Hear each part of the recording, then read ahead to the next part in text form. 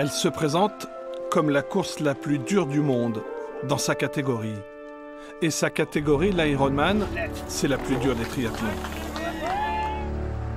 Cela se passe en Norvège et l'épreuve s'appelle le Norseman. Nager dans les eaux noires d'un fjord à l'aube, rouler à vélo dans les bourrasques, finir par un marathon en altitude dans la montagne. Et voilà Guillaume Pochon, un concurrent parmi les 300, venu vivre la course de ses rêves.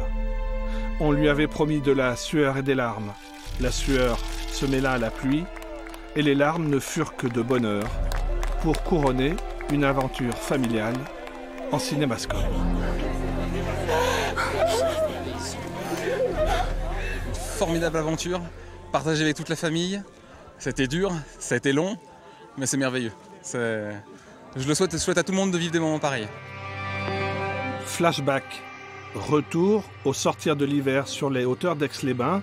Guillaume Pochon rêve devant les images du Norseman 2022. This is not for you. Nothing personal, but it's not. Eh bien si, c'est pour lui.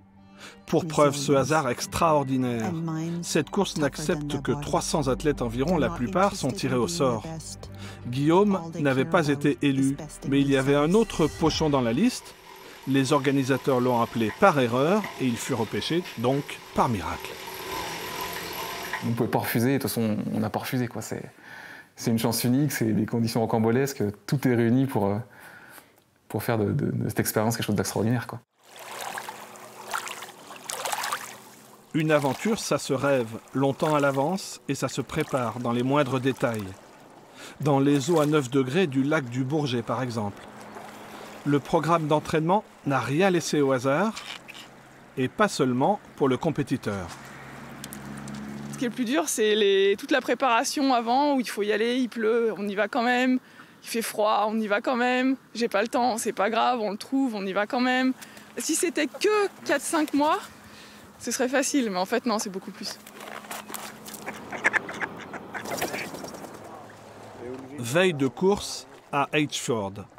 La famille Pochon est arrivée en Norvège quelques jours en avance pour visiter le pays et peaufiner la préparation. Donc ça, c'est le sac au cas où. Car dans cet Ironman si particulier, l'organisation ne procure aucune assistance. Non, les triathlètes doivent l'amener avec eux. Et Guillaume a choisi sa famille qui doit assurer les transitions et surtout le ravitaillement lors des 12 heures de course prévues.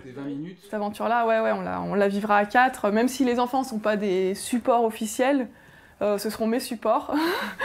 Ils pourront lui parler, ils pourront le filmer, ils pourront le féliciter, ils pourront l'encourager. Et ça, c'est pas une mince affaire, l'encourager. Et ça lui fera vraiment du bien, je pense, à Guillaume, de voir les petits au bord de la route. Dans quelques heures, le défi ultime sera lancé. C'est départ dans la nuit, au milieu d'un fjord.